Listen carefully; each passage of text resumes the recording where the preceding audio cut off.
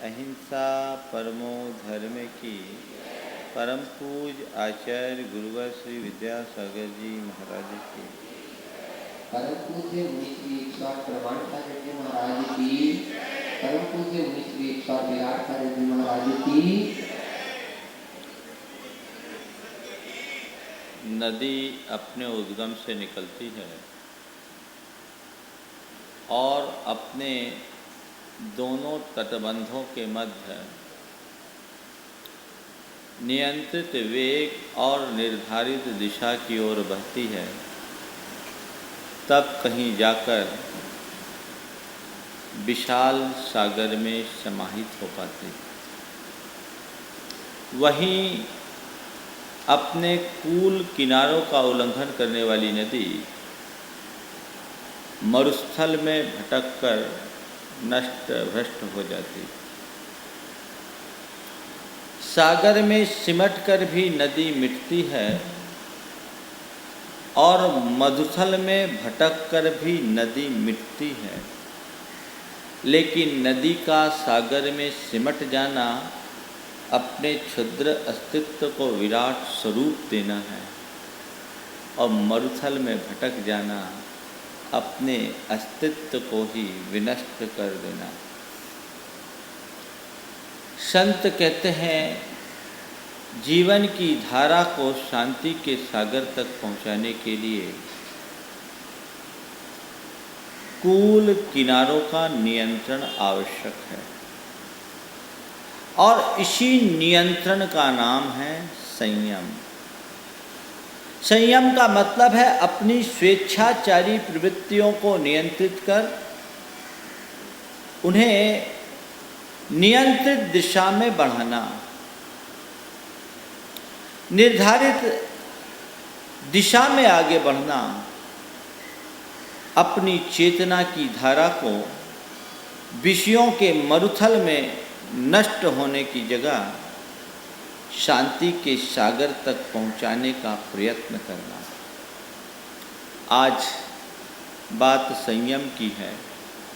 संयम का मतलब है नियंत्रण, अपने मन पर नियंत्रण, अपने इंद्रियों पर नियंत्रण, अपनी वृत्तियों पर नियंत्रण, अपनी प्रवृत्तियों पर नियंत्रण। मन और इंद्रिय पर अंकुश रख कर के आगे चलना, अपनी वृत्तियों को नियंत्रित करना और अपनी अनर्गल प्रवृत्तियों पर अंकुश लगाकर आगे बढ़ना। जीवन में नियंत्रण बहुत जरूरी है। किसी भी क्षेत्र में आप अगर सफल होना चाहते हैं तो नियंत्रण चाहिए, और जितनी प्रबल शक्ति उतना ही प्रबल नियंत्रण आवश्यक होता है। आज विश्व में एक से एक चीज़ें ईजाद हुई और उनका उपयोग तभी तक है जब तक कि उन पर नियंत्रण है। नियंत्रण खो जाए तो वे ही सर्वनाश के कारण बन सकते हैं। आणविक शक्ति विश्व की एक बहुत बड़ी शक्ति, जब तक उस शक्ति पर नियंत्रण है तब तक वह कल्याणकारी है, और उस पर से नियंत्रण छूट गया तो वही विध्वंस का हेतु बन सकती है। अल्बर्ट आइंस्टीन से किसी ने पूछा कि आपने इतनी बड़ी एटॉमिक पावर का अनुसंधान किया, क्या आपका ये पक्का विश्वास है कि ये दुनिया के सृजन में काम करेगी? आइंस्टीन ने कहा, हाँ, जब तक मनुष्य का दिल और दिमाग दुरुस्त रहेगा तब तक ये केवल सृजन के ही काम में आएगी। दिल और दिमाग जिस समय बिगड़ गया विध्वंस का कारण बन जाएगी। आज सारी धरती बारूद के ढेर पर बैठी है। एक आदमी के मन में फितूर हो जाए तो सारी दुनिया में कैसा विप्लव हो उसकी हम कल्पना भी नहीं कर सकते। संत कहते हैं, शक्ति है, लेकिन शक्ति का उपयोग तभी ठीक होता है जब तक कि उस पर नियंत्रण हो। मन और इंद्रियां हमारी दो मौलिक शक्तियां हैं। यदि हम इन पर नियंत्रण रखते हैं तो ये हमारे जीवन के उत्थान का आधार बनती है, और यदि हम पर हमारा नियंत्रण इनसे छूट जाता है तो ये हमारे जीवन का पतन करा देती है। इंद्रिय चेतना के बल पर हम अपनी जीवन का उत्थान भी कर सकते हैं। तो ये इंद्रिय चेतना हमें अधोगामी बनाकर हमारा पतन भी करती है। संयम का मतलब है अपने विपथगामी इंद्रियों और उन्मार्गगामी मन पर नियंत्रण रखकर उसे अंतर्मुखी बनाना और उस अंतर्मुखी चेतना के बल पर अपने जीवन का उत्कर्ष करना। अपने आप पर नियंत्रण बहुत ज़रूरी है। हम देखते हैं कि घोड़ा बहुत शक्तिशाली है, लेकिन घोड़े का सही उपयोग कब तक होता है? जब तक सवार के हाथ पर उसकी लगाम होती। घोड़ा शक्तिशाली है, घोड़े का सही उपयोग तभी तक होता है जब तक सवार के हाथ में लगाम होती है। अगर लगाम हाथ से चले गई तो घोड़ा उस सवार को कहीं भी गिरा सकता है। हाथी बहुत बलशाली प्राणी है, लेकिन हाथी का उपयोग तभी तक है जब तक कि उसके महावत के हाथ में अंकुश है। अंकुश के बल पर हाथी को नियंत्रित किया जाता है, लगाम के बल पर घोड़े को नियंत्रित किया जाता है, संयम के बल पर जीवन को नियंत्रित किया जाता है। जिस मनुष्य के जीवन में संयम नहीं, उसकी स्थिति बेलगाम घोड़े और निरंकुश हाथी की तरह है, जो कभी भी गर्त में गिर सकती। आपके पास बहुत सुंदर गाड़ी,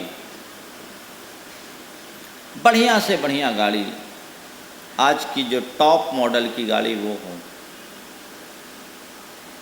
गाड़ी अच्छी हो पर उसका ड्राइवर नशे में हो तो क्या होगा?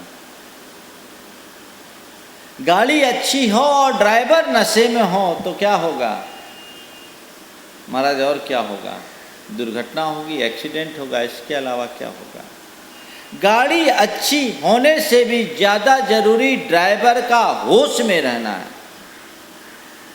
यदि ड्राइवर नशे में है तो गाड़ी को गड्ढे में गिरने से कोई नहीं रोक सकता, दुर्घटना को कोई रोक नहीं सकता। इसलिए आप हमेशा इस बात का ध्यान रखते हैं, जिस गाड़ी पर सवारी कर रहे हैं उसका ड्राइवर ठीक है कि नहीं, इसका ख्याल रखते हैं। संत कहते हैं, बाहर की गाड़ी में बैठते वक्त तुम ड्राइवर के होश को देखते हो, जिंदगी की गाड़ी चला रहे हो, इसकी ड्राइवर की दशा को कभी देखने की कोशिश की?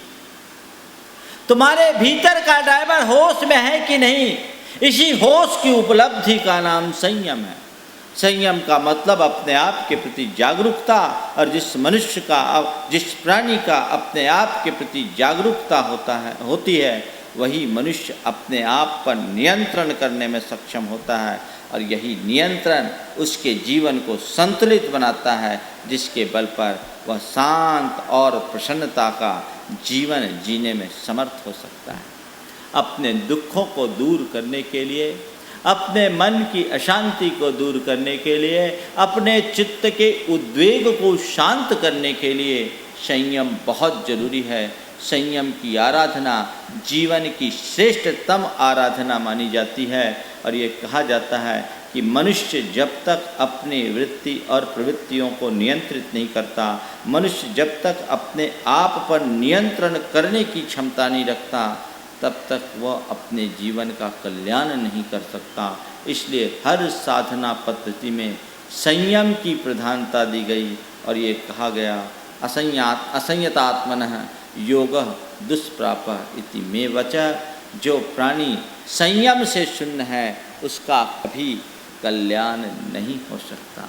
आज हम अपने कल्याण की कामना लेकर यहाँ बैठे हैं। आज का दिन बहुत महत्वपूर्ण दिन है, जो ये कहता है कि अपनी प्रवृत्तियों में संयम रखो, और संयम दो दृष्टियों से रखा जाता है, एक हिंसा से बचने के लिए और दूसरा आसक्ति से बचने के लिए। हमारे द्वारा की जाने वाली हिंसा असंयम को जन्म देती है और आसक्ति असंयम को जन्म देती है। हिंसा और आसक्ति ये दोनों हमारे जीवन के दुखों का कारण है। इसलिए अपने जीवन का कल्याण करना चाहते हो तो हिंसा से बचो और आसक्ति से बचो। हमारे यहाँ दो प्रकार के संयम की चर्चा आती है, प्राणी संयम और इंद्रिय संयम। प्राणी संयम यानी प्राणियों की रक्षा करना, प्राणियों का घात न हो, हिंसा से अपने आप को बचाना। प्राणी संयम है, और इंद्रिय संयम यानी इंद्रियों पर अपना अंकुश रखना, आसक्ति को नियंत्रित करना इंद्रिय संयम है। दोनों प्रकार का संयम जीवन में आना चाहिए। ये संयम है तो सारा काम होगा, और संयम नहीं तो सारा जीवन हमारा बर्बाद होगा। हम कोशिश करें अपने जीवन को हिंसा से बचाने की, और दूसरे नंबर पर आसक्ति से बचाने की। आज हम अहिंसा धर्म की जयकार करते हैं, जैन धर्म का गुणगान करते हैं। देखिए अपनी प्रवृत्तियों में कहीं हिंसा तो नहीं आ रही। गृहस्थ के लिए कहा गया है कि पंच स्थावर और एक त्रस्काय में कम से कम त्रस्काय की हिंसा से बचे। चर जीवों की हिंसा से अपने आप को बचाइए। स्थावर जीवों की हिंसा से आप नहीं बच सकते, कोई बात नहीं, वो गृहस्थ के लिए क्षम्य है। लेकिन त्रस जीवों का घात जिन कार्यों में होता है वो आत्मा के अधोपतन का हेतु है। आप अपने द्वारा होने वाली हिंसा के प्रति जागरूक हैं? आपको हिंसा अहिंसा का कितना विवेक है? अपने मन से पूछ करके देखो। ये बात ध्यान में रखने की है कि हिंसा का अंजाम सदैव बुरा होता है। अहिंसा परमो धर्म की हम जयकार करते हैं। जीवन में हिंसा किस रूप में है हमें इसे देखने की ज़रूरत है। आज इस संयम धर्म के दिन मैं आपसे केवल इतना ही कहना चाहता हूँ, क्या आप त्रस जीवों के संकल्पी हिंसा के पूर्णतया त्यागी हैं? एक जैनी के लिए कहा जाता है मद्य मांस और मधु का त्याग करो। ये घुट्टी के संस्कार में हमें सिखाए जाते थे, आज उनका त्याग कराना पड़ रहा है। जो चीज़ें संस्कारवश हमारे जीवन से जुड़ जाती थी, जिनके लिए त्याग कराने की आवश्यकता नहीं होती थी, कुल परंपरागत संस्कारवश स्वतः छूट जाते थे। आधुनिकता की इस अंधी दौड़ में लोगों ने उन्हें अपनाना शुरू कर दिया और इसे अपने स्टेटस का आधार मानकर इसे स्वीकारने में गर्व की अनुभूति करने लगे हैं। कहाँ जा रही है पीढ़ी?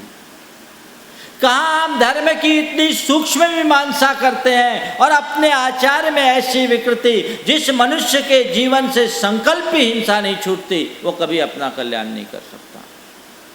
संकल्पी हिंसा का त्याग करे। मादक पदार्थों के सेवन में त्रस जीवों की हिंसा है। मुझसे बोला महाराज जी एक सज्जन है जो रात में नहीं खाते लेकिन शराब पीते हैं। हमने कहा बुद्धि की बलिहारी, रात्रि भोजन नहीं करना अच्छी बात है लेकिन शराब पीना तो बहुत खराब बात है। सबसे पहले समय में मद्य मांस मधु का त्याग प्रतिज्ञा पूर्वक त्याग होना चाहिए। हम किसी भी स्थिति में इस प्रकार के पदार्थ का सेवन नहीं करेंगे। लेकिन क्या बताऊं, आज का युग कैसी विकृति की तरफ बढ़ता जा रहा है। आज की नई पीढ़ी इस प्रकार के पदार्थों का खुल्लम खुल्ला इस्तेमाल करने लगे हैं। मादक पदार्थों का सेवन एक समय तक केवल पुरुषों तक सीमित था, अब तो स्त्रियों में भी इसकी अंधाधुंध प्रवृत्ति होने लगी है और इस तरफ आकर्षण बढ़ने लगा है। ये अंधी प्रवृत्ति कैसी?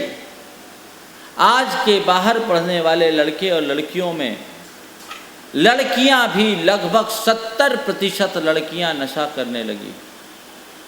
दिल्ली में सर्वे हुआ कि 10th से 12th में पढ़ने वाली 40% लड़कियां धूम्रपान करती। ये क्या प्रवृत्ति? कहाँ जा रही पीढ़ी? माँ बाप को इसका कोई पता नहीं। आज से लगभग 6 महीने पहले मेरे एक परिचित के यहाँ एक सगाई टूटी जो समाज का एक बड़ा बीभत्स चित्र प्रस्तुत करता है। एक लड़के की शादी हुई। शादी कलकत्ते के अलावा किसी दूसरी जगह हुई। शादी के बाद लड़का लड़की एक दिन यहाँ आए शॉपिंग के लिए और दोनों होटल में कुछ खाए पिए। खाने पीने के बाद जब बिल चुकाया जाने लगा तो मैनेजर ने एक बोतल जिन का भी बिल पेमेंट लिया। जिन कोई शराब होती बताते हैं। लड़का एकदम भौचक्क रह गया कि ये कैसे, मैं तो, हम लोग तो इसको पीते नहीं। लड़के ने कहा नहीं, हम शराब नहीं पीते, इसका माने नहीं है। तो मैनेजर ने कहा शायद गलती से हो गई। लड़की वहीं खड़ी थी। उस लड़की ने कहा मैंने लिया है, पेमेंट करो। मैंने लिया है, पेमेंट करो। लड़का एकदम भौचक्क, स्तब्ध, ये क्या? उसने अपनी माँ से बताया, लड़के के पिता नहीं थे, माँ से बताया। माँ भी एकदम सख्ते में आ गई, पर माँ ने कहा बेटे देख, सगाई हो गई है, अगर सगाई टूटती है तो बदनामी होगी। एक काम कर, लड़की से पहले बात कर, अगर लड़की शादी के बाद इसको त्यागने का संकल्प लेती है तो हम लोगों को कोई दिक्कत नहीं, इसको एडजस्ट कर लेना चाहिए। लड़के ने लड़की से बात किया तो लड़की ने जो जवाब दिया बहुत सोचने लायक है। लड़की ने कहा ये मेरा शौक़ है, ये मेरा शौक़ है, और इसके साथ तुम मुझे एडजस्ट करो तो बात करो, नहीं तो अपना रास्ता नापो। अंततः वह सगाई टूट गई। ये समाज का चित्र है। कहाँ जा रही है समाज? आप अपने बच्चों को पढ़ा रहे हो, लिखा रहे हो, उनके संस्कारों के प्रति आप कितना जागरूक हो? एक बात बताऊं, जो बातें आपको पता नहीं वो मेरे को पता है, क्योंकि आपके बच्चे आपको सच नहीं बताते और हमारे सामने कभी झूठ नहीं बोल पाते। जब आज बाहर पढ़ने वाले लड़के और लड़कियों से बात करता हूं तो 10 में से 9.5 लड़के और 8 लड़कियां तो 100% माने पटरी से उतरी ही भी रहती। कई बार मेरे पास आप बैठ जाओ, मैं लड़के लड़कियों से पूछता हूँ, एक सवाल पूछता हूँ, ये बताओ तुम्हारे साथ पढ़ने वाले 10 लड़कियों में या 10 लड़कों में कितने सलामत है? तो अधिकतर तो ये बोलते हैं महाराज सभी को ऐसा मान लो, सब बिगड़े हुए। ये आज की तस्वीर है, ये आधुनिकता का अंजाम। और पेरेंट्स अपने बच्चों को भरपूर लिबर्टी देते हैं, उनको और किसी चीज़ों से मतलब नहीं, वो तो देखते हैं मेरा बच्चा कितना अच्छा रिजल्ट दे रहा है और आगे चलकर कितना अच्छा पैकेज पा रहा है। अब विचार करो कि जो लड़की नशा करती हो, कल शादी करने के बाद वो गृहिणी बनेगी, जिस कुल में रहेगी उस कुल का क्या होगा? सत्यानाश हो जाएगा। वहाँ का कुलाचार कैसे होगा? कहाँ है संयम? कहाँ है संयम? मानता हूँ पढ़ाई अच्छी चीज़ है, लेकिन पढ़ाई की ओट में जो बाकी चीज़ें पल रही है उसकी, मैं तो आपको बताऊँ, कई ऐसे कॉलेजेस जो पूरी तरह गर्ल्स कॉलेज है, वहाँ की लड़कियों की भी हालत ख़राब है। उदाहरण के लिए मैं आपके शिक्षायतन का उदाहरण देता हूँ। मैं वहाँ पढ़ने वाली लड़कियों से जब बात करता हूँ तो ये खुलेआम लड़कियाँ स्वीकारती है कि महाराज हमारे साथ की लड़कियाँ इस तरह का कार्य करती है। एक बच्ची ने आके मुझसे कहा, मैं ये बातें आज केवल इसलिए कह रहा हूँ कि समाज कितना नीचे गिर रहा है, समाज को बैठकर चिंतन करने की ज़रूरत है और समाज के सामने ये चित्र नहीं दिखता।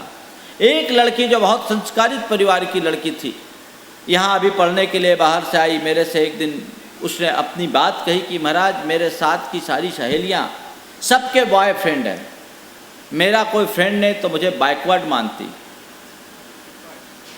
बोलते नहीं, तुम भी अपना फ्रेंड बनाओ, और सबके पास 40-40 हज़ार की मोबाइल है। हमसे कहती हैं कि तुम भी किसी को फ्रेंड बना लो, वो तुमको गिफ्ट दे देगा। ये कहानी। उसने कहा महाराज जी बार बार के इसको देखते हुए एक बार मेरा भी मन हो गया, मैंने अपनी मम्मी से कहा कि मम्मी मैं भी ऐसा फ़ोन चाहती हूँ। उसकी मम्मी बहुत मजबूत थी, उसने कहा बेटे फ़ोन लेने की जगह तू घर आ जा, तेरे को पढ़ाने की ज़रूरत नहीं है, पढ़ने की ज़रूरत नहीं। क्या हो रहा है? इसके प्रति जागरूकता बहुत जरूरी है। मद्यपान की प्रवृत्ति पर अंकुश लगाइए। ये प्राणी संयम का एक प्रारंभिक चरण है, जिसका नाम भी नहीं लेना चाहिए, वो खान पान में आने लगा। आज समाज में यहाँ बैठे हुए बहुत से ऐसे लोग भी होंगे जो पूजा कर रहे हैं, लेकिन ऑकेजनली ड्रिंक लेते होंगे। आज संयम धर्म के दिन क्या आप इसका त्याग करने की इच्छा रखते हो? उसे अपने स्टेटस का प्रतीक मानकर स्वीकार रहे हो? आखिर समाज कहाँ जाएगी? आप अपने जीवन को भी रसातल में पहुंचा रहे हो और आने वाली पीढ़ियों के लिए भी आप खाई खोद रहे हो। अंकुश लगाइए। इसका त्याग करिए। मांसाहार, प्रकट रूप में मांसाहार आप भले नहीं करते, लेकिन अप्रकट रूप में आपसे मांसाहार हो रहा है जिसका आपको ख्याल नहीं। अप्रकट रूप में मांसाहार आप कर रहे हैं। बहुत सारे ऐसे उत्पाद हैं जिनमें मांस का सम्मिश्रण है, आप उनसे बचिए। आप आज के शादी विवाहों में आइसक्रीम अनिवार्य है, जिसमें एक दो कंपनीज के अलावा बाकी सारी कंपनियां हैं जो उसमें जिलेटिन का प्रयोग करती, जो हड्डी से बनता है। आप आइसक्रीम खाने को तैयार हैं? मक्खन जी ने बहुत कॉरस्पॉन्डेंस करके कंपनियों के नाम लिए हैं। कुछ कंपनीज का मक्खन है कि चले गए? वो जानकारी लीजिए। महाराज जी के पास एक किताब है, हम कितने शाकाहारी, उसे देखिए। जिन चीज़ों में ऐसे पदार्थों का समावेश है उनसे बच नहीं सकते हैं। आज आपके बच्चे चाइनीज टॉफ़ी खाते हैं, फ्रूटेला में स्पष्ट लिखा हुआ है बीफ, मांस है। आप अपने बच्चों को मांस खिला रहे हैं। देखिए, उसके कंटेंट को देखने की कोशिश कीजिए। इंडियन चीज़ों में तो फिर भी ग्रीन सिंबल लगा रहता है, चाइनीज आइटम में तो कोई सिंबल नहीं, और आप अपने बच्चों को खिला रहे हैं। उसके कंटेंट्स लिखे हुए, ई नंबर हर खाद्य पदार्थ में लिखा रहता है, और उस ई नंबर को आप अगर मिलाइए नेट के थ्रू तो पता लग जाएगा कि किस ई नंबर का मेन कंटेंट, मूल कंटेंट क्या है, और ये पशुजन्य उत्पाद है या वनस्पति जन्य। तो आप पाएंगे आपके द्वारा खाए जाने वाले बिस्किट, टॉफ़ीज और ऐसे अनेक आइटम जिनमें ई नंबर है 375, 76, 368, 360 और न जाने क्या क्या। महाराज जी के पास बैठोगे तो मालूम पड़ेगा महाराज जी ने उसमें बहुत काम किया है। ये ई नंबर आप देख रहे हैं, उसमें लिखा हुआ है, सब में प्राणीज तत्व है और ग्रीन सिंबल है। आप शाकाहारी कहाँ?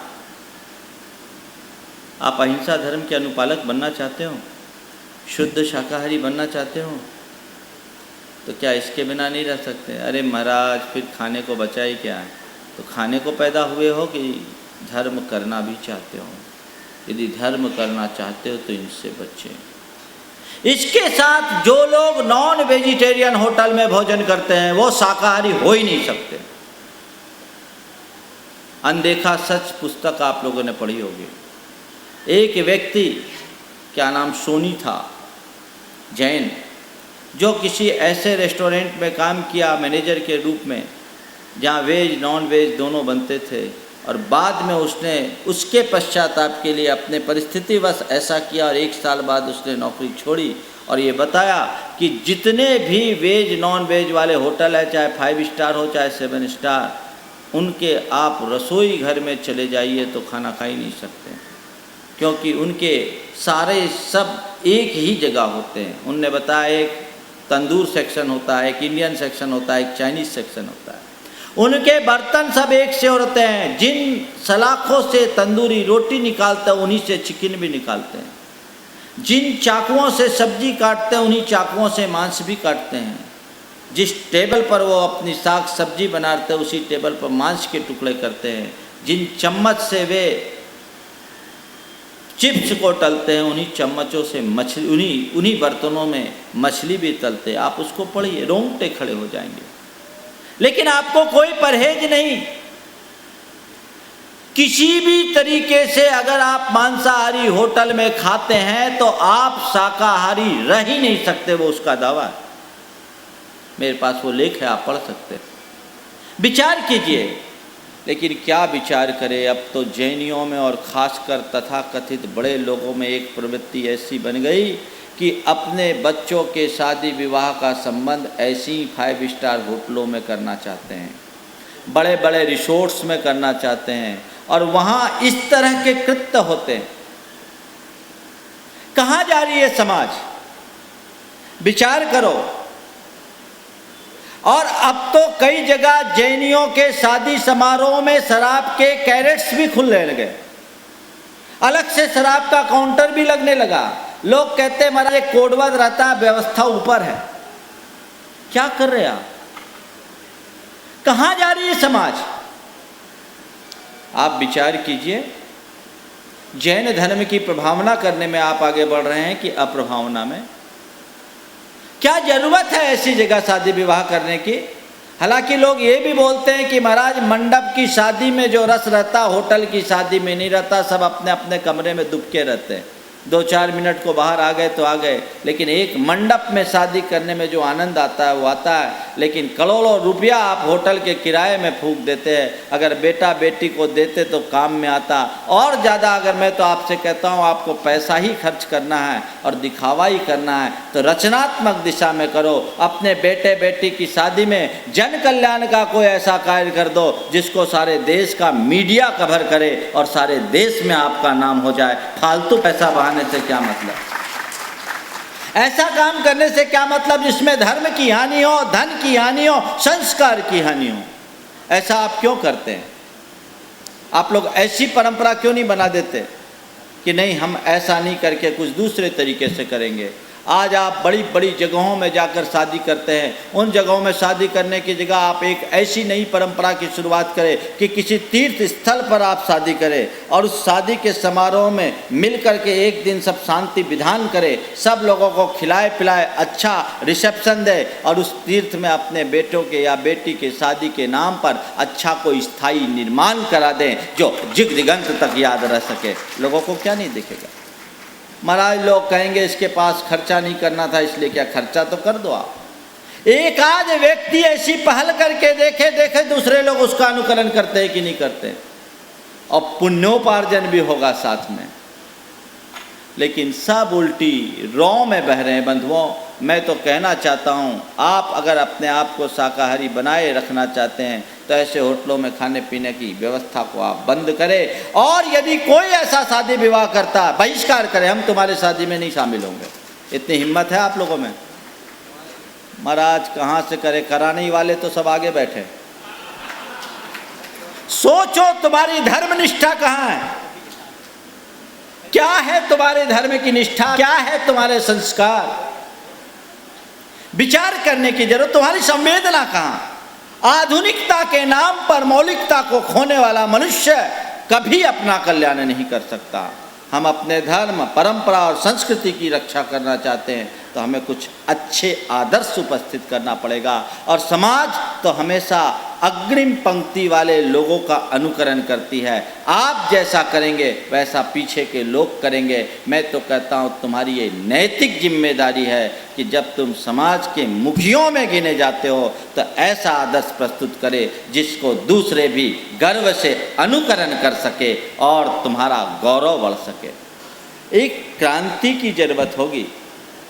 कलकत्ता इस काम के लिए बहुत बदनाम है। कलकत्ता वालों को सुधरना होगा। प्रयास कीजिए कि नहीं हम अपने घर ऐसा कोई शादी विवाह का संबंध नहीं करेंगे जहां नॉन वेज बनता वहां से हम शादियां नहीं करेंगे। जब 5 स्टार होटलों में शादियों का चलन नहीं था तब क्या शादियां नहीं होती थी? तब क्या उन लोगों का, आपके बाप दादाओं का कोई स्टेटस नहीं था क्या? सच पूछो तो आपसे ज़्यादा स्टेटस था।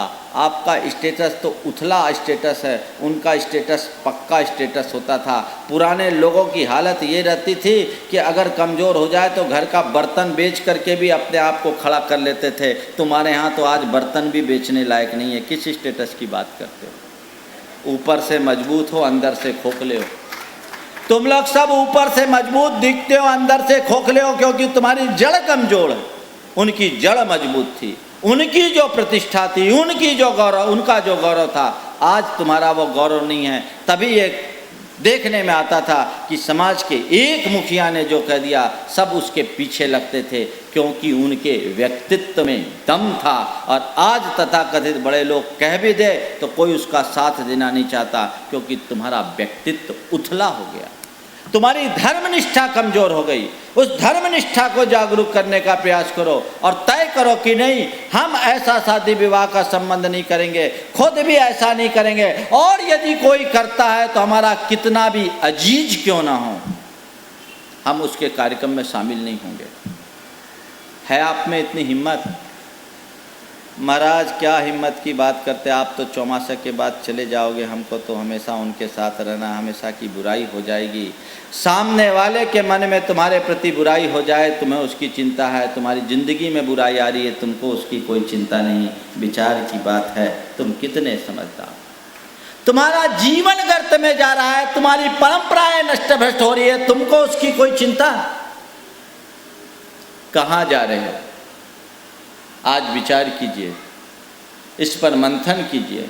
जैन समाज में एक समय तो ऐसा होता था कि जैनियों के शादी विवाह के पंगत में आलू प्याज या जमी कंद नहीं बनता था, और अब जब आप ऐसी जगह अपने कार्यक्रम करने लगे, वहां क्या परहेज? बंधुओं, इन सब बातों को जब सुनता हूं तो बहुत पीड़ा होती है कि समाज कहां जा रही है, हमारी पीढ़ियां कहां जा रही है। इस पर नियंत्रण जरूरी है। मेरी बातें आप लोगों को कुछ कड़ी लग रही होगी, पर मैं चाहता हूं कि लग जाए ताकि कुछ तो सुधरो।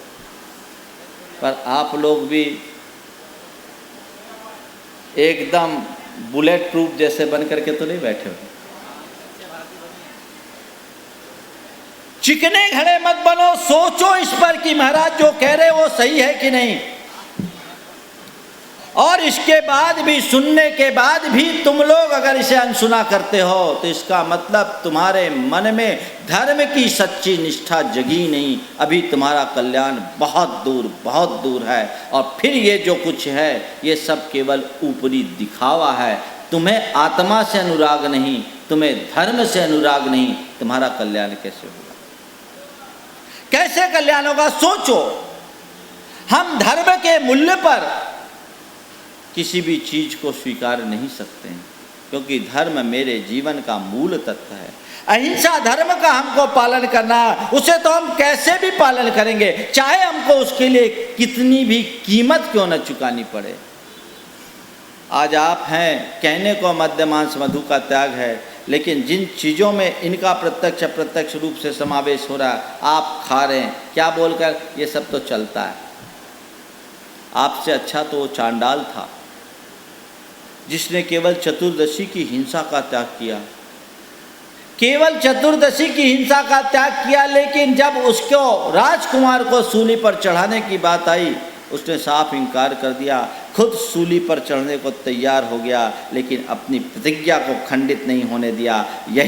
इसका ही परिणाम रहा कि वो चांडाल भी देवों के द्वारा पूजा गया। आप विचार करो, आप कहाँ आते हैं? कहानी आप सबको पता। वो चांडाल भी देवों के द्वारा पूजा गया। एक दिन की हिंसा नहीं त्यागी, प्राणों की बाजी लगा दी, लेकिन उस हिंसा को उसने स्वीकार नहीं किया, अपनी प्रतिज्ञा को उसने किसी भी रूप में तोड़ा नहीं। आप इन सब चीज़ों पर अंकुश लगाइए। हम समाज में ऐसी कुपरंपराओं को नहीं देखना चाहते।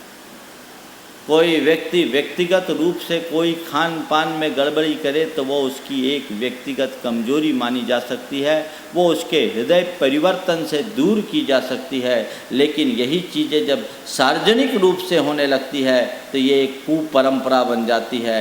आदत को बदलना सरल है, लेकिन कुपरंपराओं को बदलना बहुत मुश्किल होता है। ये कुपरंपरा बने, इसके पहले इस पर कुठाराघात होने की ज़रूरत है, कुठाराघात करने की ज़रूरत है। जब तक हम संस्कारों का शंखनाद नहीं करते, कुरीतियों पर कुठाराघात नहीं करते, तब तक हम समाज और संस्कृति का उत्थान नहीं कर सकते। आप आगे बढ़िए, इस पर गंभीरता से विचार कीजिए कि इन कुपरंपराओं को हम समाज में किसी हालत में हावी नहीं होने देंगे, तब समाज में परिवर्तन होगा। महाराज, धर्म की प्रभावना हो रही, इसको हम धर्म की प्रभावना नहीं मानते। धर्म की प्रभावना तब है जब धार्मिक आचरण में तुम्हारी दृढ़ता है। अभी 3 दिन पहले एक सज्जन ने मुझसे कहा, महाराज जयपुर में कोई भी शादी विवाह रात के 12 बजे 11 बजे के पहले होता नहीं, और वहाँ खाने वालों में दिन में खाने वाले 2-4, रात में खाने वाले 200-400 रहते हैं। महाराज जी, मुझे एक बात समझ में नहीं आती, जयपुर में हर साल 2-4 चातुर्मास होते हैं, फिर वहाँ के लोग इतने बिगड़े हुए कैसे? कल कहीं कोई ये बोल दे कि कलकत्ता में भी हर साल चतुर्मास हो रहा है, फिर कलकत्ता के लोग बिगड़े हुए कैसे, तो क्या जवाब होगा? इसका मतलब आप साधुओं के समागम पाकर के भी क्या पा रहे हैं? अपने जीवन में यदि कुछ भी परिवर्तन नहीं लाते तो आपका कभी कल्याण नहीं हो सकता। संकल्प लीजिए, आगे बढ़िए, इस आधुनिकता की होड़ में बहिए मत। अपनी मौलिक पहचान को खंडित मत कीजिए, जिससे हमारा कल्याण हो। मद्य का त्याग, मांस का त्याग, मधु का त्याग, ये तुम्हारी पहचान है, ये तुम्हारे प्राणी संयम के आधार है। इनके बिना आप अहिंसक नहीं रह सकते। इनका आप स्वयं त्याग कीजिए। त्याग तो आपका है, लेकिन अप्रत्यक्ष रूप से जो आपके द्वारा सेवन हो रहा है उसकी तरफ आपका कोई ध्यान ही नहीं। इसे बोलिए, बदलने की कोशिश कीजिए। चौथा है रात्रि भोजन।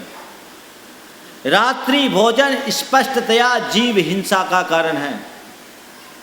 आपको मेरी बात कटु लगेगी, लेकिन मैं स्पष्ट बताना चाहता हूँ, जो रात्रि भोजन करता है वो संकल्पी हिंसा का त्यागी नहीं हो सकता। जीव घात होता ही है, क्योंकि रात में भोजन एक तो आपकी आसक्ति का द्योतक है और जीव हिंसा का कारण है, इसलिए दुर्गति का कारण है। रात में जीवोत्पत्ति होती है और जीवों का आपके भोजन में समाविष्ट होने की पूर्ण संभावना रहती है। और यदि ऐसी स्थिति में एक भी बार कोई भी जीव आपके भोजन में आ गया तो आप हिंसा के पात्र बन गए। जीव हिंसा आपसे हो गई। आज तो विज्ञान इसको कहता है कि सूर्य की रोशनी में न केवल रोशनी होती है अपितु प्रासुकता भी होती है। प्रकाश और प्रासुकता दोनों सूर्य में होते हैं, क्योंकि उसमें अल्ट्रावायलेट रेज होते हैं, इंफ्रारेड रेज होते हैं। उसके कारण दिन में सूक्ष्म जीवों की उत्पत्ति नहीं होती, और जो पहले से उत्पन्न होते वो इधर उधर छिप जाते हैं। रात्रि होते ही उनका संचार प्रारंभ हो जाता है और ऐसे जीवों का अपने भोजन में समाविष्ट होने की संभावना पूरी बनी रहती है। फिर आप रात में खाते हो। आपके मन में जीवों के प्रति दया का भाव है तो रात में खाने की जरूरत क्या है? अगर तुम्हारे मन में जीव दया का भाव है तो तुम्हारे रात्रि में तुम्हारे गले से कौर ही नीचे नहीं आना चाहिए। कैसे खाते हो? इतना बड़ा दिन पड़ा है, अपनी दिनचर्या को एडजस्ट करो और रात्रि भोजन का परहेज करो। आज भी मेरे संपर्क में ऐसे अनेक लोग हैं जो देश विदेश में जाते पर रात में नहीं खाते, उनके मन में दया की भावना। सन 1995 में हमारा भोपाल चातुर्मास हुआ। वहाँ एक शिक्षण शिविर लगा, 3000 शिविरार्थी थे और 5 सेक्शन केवल नॉन जैन्स के थे। वहाँ एक सज्जन है चौधरी जी, जो आकाशवाणी में डायरेक्टर थे। उन्होंने कहा, एक सज्जन को लेकर मेरे पास आए, बोले महाराज जी ये दीक्षित जी हैं, चार्टर्ड अकाउंटेंट हैं, आज आपसे आशीर्वाद लेने के लिए आए। कि क्या बात है? बोले महाराज ये कहते हैं कि महाराज ने शिविर क्या लगाया, हमारा तो खाना मुश्किल हो गया। बोले क्या बात? बोले महाराज जी हमारी 8 साल की बच्ची आपके यहाँ शिविर अटेंड की और शिविर अटेंड करने के बाद रात्रि भोजन के इस दुष्परिणाम को इसने जाना और रात्रि भोजन पाप है ऐसा जाना, तो इसने तो रात्रि भोजन छोड़ ही दिया। मेरा भी रात्रि भोजन छुड़वा दिया। मैं जब खाने बैठता तो कहता है पापा रात में क्यों खाते, रात में खाने में तो मांस खाने का दोष लगता है। महाराज इसके कहने से रात्रि भोजन मैंने छोड़ दिया और आज आपके चरणों में आया हूँ, मुझे रात्रि भोजन का त्याग दिला दीजिए। 40 साल का वह युवक रात्रि भोजन का त्याग कर दिया जो जैन नहीं था। आपको कभी लगता है कि रात्रि भोजन करने में जीव हिंसा होती है? आपको तो गर्व महसूस होता है कि हम रात्रि भोजन कर रहे हैं, इसका मतलब थोड़े एडवांस क्वालिटी के जैन हैं। जो दिन में खाते हैं वो सब बैकवर्ड, हम फॉरवर्ड। किसको फॉरवर्ड कर रहे हो? अपने धर्म को, अपनी संस्कृति को विनष्ट करने वाला व्यक्ति कभी फॉरवर्ड नहीं कहला सकता। हमारे शास्त्रों में तो फिर भी रात्रि भोजन को दुर्गति का हेतु लिखा है, लेकिन अन्य जगहों पर तो रात्रि भोजन को महान पाप और भारी दुर्गति का हेतु लिखते हुए कहा, नरकद्वाराणि चत्वारि प्रथमम रात्रि भोजनम। महाभारत में लिखा है, नरकद्वाराणि चत्वारि प्रथमम रात्रि भोजनम परस्त्री गमनम चैव संधानानंत कायिके। ये रात्रौ सर्वदाहारम परित्यजन्ति स्वमेधसः तेषां पक्षोपवासस्य फलम मासे न जायते नोदकमपि पातव्यम रात्रवत्र युधिष्ठिर तपस्विनाम विशेषेण गृहीणाम च विवेकिना। कि नरक के 4 द्वार है, उसमें पहला रात्रि भोजन है, दूसरा परिस्त्री लंपटता, तीसरा संधान आचार मुरब्बा खाना और चौथा अनंत कायिक जमी कंद का सेवन करना। जो रात में चारों प्रकार के आहार का त्याग करते हैं उसको महीने में एक पक्ष के उपवास का फल मिलता है। और कहते हैं युधिष्ठिर रात्रि में तो जल भी नहीं पीना चाहिए, तपस्वियों को और तुम जैसे विवेकी गृहस्थों को तो रात्रि में जल भी नहीं पीना चाहिए।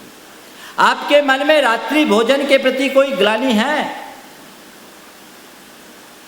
एक समय ऐसा था लोग घर से बाहर हफ्तों बाहर रहते थे, व्यापार के लिए निकलते थे, तब भी रात में नहीं खाते थे, अपने साथ अपना सत्तू लेकर के जाते थे और अपना काम चला लेते थे। और अब आप दिन में उपलब्ध होने के बाद भी रात में खाते हैं। क्यों खाते हैं? विचार करो कि जिसमें जीव हिंसा है और जो मेरी पहचान है उसे हम खंडित क्यों करें? क्या उसके बिना नहीं हो सकता? अगर आपके मन में जीव हिंसा के प्रति ग्लानि जग जाए तो आप कभी रात में नहीं खा सकते, खा ही नहीं सकते। सन 1997 में मैं जबलपुर में था। वहाँ के शहीद स्मारक में एक बड़ा आयोजन हुआ। आयोजन की संपन्नता उस समय हमने समाज में दिन में शादी दिन में भोज का नारा दिया और सामूहिक रात्रि भोज के त्याग की अभियान को हमने शुरू किया था। आज भी बुंदेलखंड के उन सब इलाकों में सारी शादियां जैन समाज की लगभग 95-97% दिन में होते हैं और भोज भी दिन में दिए जाते हैं। आज भी उसको लोग फॉलो कर रहे हैं। उस कार्यक्रम के समापन के उपरांत जब हम लाडगंज के मंदिर में आए तो मेरे पास शाम को लगभग 6 बजे एक डॉक्टर दंपति आए। वो जात से ब्राह्मण थे, द्विवेदी टाइटल था। डॉक्टर MD मेडिसिन थे और डॉक्टरनी गायनोकोलॉजिस्ट थी। दोनों की उम्र 40 से 42 के बीच थी। दोनों ने कहा कि महाराज हम दोनों ने छत से आपके प्रवचन सुने, तब से आपको परोक्ष रूप से प्रणाम करके रात्रि भोजन का त्याग कर दिया। महाराज श्री आज हम आपके पास आए हैं, आप आशीर्वाद दीजिए। आज से शाम 6:30 बजे के बाद हम जल भी ग्रहण नहीं करेंगे। डॉक्टर दंपति वो कह रहे हैं कि महाराज हम दोनों ने छत से आपके प्रवचन सुने और आपको परोक्ष रूप में प्रणाम करके रात्रि भोजन का त्याग कर दिया। आज आप आशीर्वाद दीजिए कि आज के बाद से हम शाम 6:30 के बाद जल भी ग्रहण नहीं करेंगे। मुझे थोड़ा आश्चर्य हुआ। मैंने उनकी तरफ देखा और पूछा क्या आपका नियम पल जाएगा, आप कर लोगे? बोले महाराज मनुष्य की संकल्प शक्ति के आगे और क्या है, हमें हिंसा से ग्लानि हो गई, हम ऐसा कार्य कभी नहीं कर सकते। 1997 के बाद जब 2004 में मैं दोबारा जबलपुर गया, वो फिर मेरे से मिलने आए। मैंने पूछा क्यों डॉक्टर साहब आपको कोई तकलीफ़ तो नहीं होती? बोले महाराज लोग मुझे इतना मान देने लगे हैं कि मेरे सामने किसी को सिगरेट पीने में भी संकोच होता है, मुझे कहीं कोई कठिनाई नहीं। भारत में सदैव त्याग पूजा जाता है, बशर्ते त्याग निष्ठा पूर्वक हो। आप अपने आप के अंदर झांक कर देखो कि क्या रात्रि भोजन आपकी मजबूरी है या शौक? अब तो महिलाओं में भी रात्रि भोजन की परंपरा बहुत बढ़ गई। कोई मजबूरी में खाओ तो बात फिर भी समझ में आ जाए, शौक से खाना माने तुम्हारे अंदर दया की भावना ही नहीं है। और जब तक दया का भाव नहीं तो क्या? कुछ महिलाएं कहती महाराज हम तो खाना नहीं चाहते लेकिन पति को साथ देना पड़ता है, वो पति और गड़बड़ खुद बिगड़ा उसको बिगाड़ रहा है। अरे ऐसा क्यों? उसको सुधारिए, तय कीजिए। ये 10 लक्षण में आप श्रावक संस्कार शिविर में आए, अगर मेरी बातों से आपके अंदर कुछ भी स्पंदन हो रहा है, तय कर लीजिए कि आज से हम रात में कम से कम अन्न का भोजन तो ग्रहण नहीं करेंगे। हैं आप लोग मेरी बात से राजी? हमने सुना कलकत्ता के श्रोता बहुत अच्छे हैं, सुनते खूब हैं, गुनते कुछ नहीं। देखना चाहता हूं आज कितने लोग हैं जो ये मुझसे कहे कि मैं आज के बाद से रात्रि में अन्न का भोजन नहीं करूंगा। थोड़ा हाथ उठाओ। जिनका त्याग पहले से वो भी हाथ उठा दो ना, ताकि हमको तो मालूम पड़े कि इस सभा में जितने सब सुधरे हुए हैं। और बाकी हाथ नीचे क्यों है? क्यों? अरे अभी नहीं छोड़ोगे तो कब छोड़ोगे? मनुष्य के संकल्प शक्ति के आगे कोई भी बात असंभव नहीं है। मैं देख रहा हूँ सब ज़्यादातर हाथ उठे हैं, लेकिन जो हाथ नहीं उठे मैं उनसे बात करना चाहता हूँ। महाराज ऑफिस दूर है, मुझसे एक बार मैंने कुछ युवकों से कहा, भला महाराज ऑफिस दूर है, क्या करें? हमने उनसे पूछा, ये बताओ ऑफिस कितने बजे जाते हो? बोले 10 बजे जाते हैं। हमने कहा दोपहर का खाना कब करते हो, कहाँ खाते हो? बोले ऑफिस में खाते हो। कितने बजे खाते हो? बोले 2 बजे खाता हूँ। बोले कुछ नहीं करना है तुमको, तुम 10 बजे फुल डाइट लेकर के जाओ और दोपहर का खाना जो 2 बजे खाते हो उसको 5 बजे खाना शुरू कर दो और 2 बजे तुम हल्का फ्रूट ले लो, घर आओ, 1 गिलास दूध पी के सो जाओ, तुम्हारा रात्रि भोजन भी ठीक छूट जाएगा और स्वास्थ्य भी सुधर जाएगा, तुमको कहीं कठिनाई नहीं। कर लो। ऑफिस तो अब जन्म जिंदगी तक तुम्हारे साथ लगा हुआ है। तुम सोचो कि मैं कभी छोड़ूं तो फिर तुम्हारा छूट ही नहीं पाएगा। अगर छोड़ना चाहो तो ऐसे ही छूट सकता है। प्रयास करना होगा, ऐसी कोशिश करनी होगी। मेरे संपर्क में एक डॉक्टर है अशोक बोधा, जयपुर के। उनका रात्रि भोजन का त्याग, तो वो बड़े बड़े हायर स्टेटस के व्यक्ति हाई सोसाइटीज में शामिल होते हैं और जब कभी भी रात्रि भोजन का कोई प्रसंग होता तो रात में खाते नहीं, और उनके इर्द गिर्द यदि कोई जैनी व्यक्ति रात में खाता दिखता तो वो और ज़ोर से बोलते कि साहब मैं जैन हूँ, मैं रात में नहीं खाता। एक बार एक लायंस क्लब के किसी कार्यक्रम में रात्रि भोज का आयोजन था और उन्हें जब रात में खाने के लिए ऑफ़र किया गया तो उनने अपने आदत के मुताबिक कहा कि भाई मैं जैन हूँ, मैं रात में नहीं खाता। उस कार्यक्रम में एक सरदार जी थे, उनको मजाक सी सूझी। उनने कहा, क्या बोलते हो जैन साहब, अरे 12वीं शताब्दी में लाइट नहीं रही होगी तो लोग रात में नहीं खाते थे, अब तो बड़ा बड़ा हैलोजन लग गया, अब रात में खाने में क्या बुराई? 12वीं शताब्दी में लाइट नहीं रही होगी तो लोग रात में नहीं खाते थे, अब तो बड़ा बड़ा हैलोजन हो लग गया है, अब रात में खाने में क्या बुराई? वो डॉक्टर साहब तो पूरे डॉक्टर साहब थे। उनने कहा, ठीक कहते हो सरदार जी, 16वीं शताब्दी में कोई नाई और सैलून नहीं रहे होंगे, अब तो बड़ा बड़ा सैलून खुल गया, आप अपनी दाढ़ी क्यों नहीं कटा लेते? सरदार जी अपना सा मुंह लेकर रह गए। उन्हें समझ में आ गया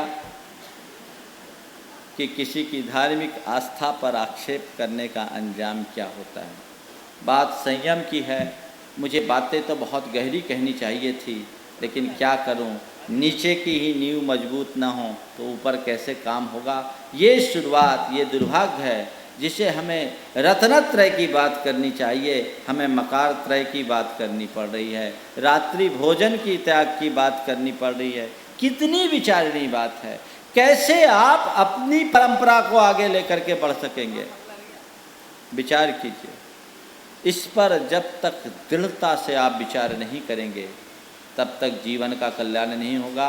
आज धूप दशमी का दिन है, आप सब धूप खे रहे हैं, मैं तो चाह रहा हूँ धूप खेइए या न खेइए, अगर अपने जीवन की इस बुराई को खेदे तो आपके जीवन में सुगंध प्रकट कर देगी और ये दशमी आपके जीवन की सुगंध दशमी हो सकेगी यदि आप सब मेरे सहमत हैं। मुझे इंद्रिय संयम की भी बात करनी थी, लेकिन घड़ी अपने स्थान पर आ चुकी है। मैं समय का अतिक्रमण नहीं करना चाहता, लेकिन आप लोगों से मैं यही कहना चाहता हूँ, थोड़ा विचार करो। आज आप लोग कह रहे हैं महाराज बड़ी प्रभावना हो रही है, बहुत अच्छा लग रहा है, खूब मज़ा आ रहा है। आप लोगों को मज़ा आ रहा है, हमको अभी मज़ा नहीं आ रहा। आपको मज़ा आ रहा है, हमको मज़ा नहीं आ रहा है। हमको मज़ा तब आएगा जब हम आपके जीवन में बदलाव देखेंगे, और हमको तो उस दिन बहुत मज़ा आएगा जब हम कलकत्ता से 1500 किलोमीटर दूर हों और वहाँ हमें कोई व्यक्ति आकर के कहे कि भाई हमने कलकत्ता में शादी की बात की और चाहा कि 5 स्टार होटल में शादी करना है, तो कलकत्ता के अमुक व्यक्ति ने कहा भैया हमको नरक में नहीं जाना, हम 5 स्टार होटल में शादी नहीं कर सकते, 5 स्टार रिसेप्शन जरूर दे सकते हैं। ये उदाहरण अगर कलकत्ते से प्रस्तुत हो, उस दिन कलकत्ते की सही प्रभावना होगी। लेकिन मुझे मालूम है इसका स्वागत एक आदमी भी नहीं करेगा। अगर पसंद होता तो जोरदार तालियां हो जाती। पहल करो, आगे बढ़ो, तब काम होगा। जब समाज में क्रांति लानी होती है तो हमें बहुत कठोर कदम उठाने पड़ते हैं। आज मैंने विचार दिया है, इस विचार को आप लोग स्वीकार करें, और यदि आप मेरे विचारों से सहमत हैं तो आज की सभा में मैं आप लोगों को 2 संकल्प दिलाना चाहता हूं। अगर आप लोग तैयार हैं तो हाथ उठाएं। महाराज आप जो संकल्प दिलाएंगे वो संकल्प लेने के लिए तैयार हैं? जो संकल्प मैं दिलाना चाहता हूँ वो संकल्प आप लेने को राजी हैं? थोड़ा हाथ उठाओ। क्या बात है, देखो प्रकृति भी साक्षी दे रही है। आज वो भी बरसना शुरू हो गई। सब लोग एक बार खड़े हो जाए, प्रवचन सभा आज ऐसे नहीं छोड़ूंगा। सब लोग खड़े हो।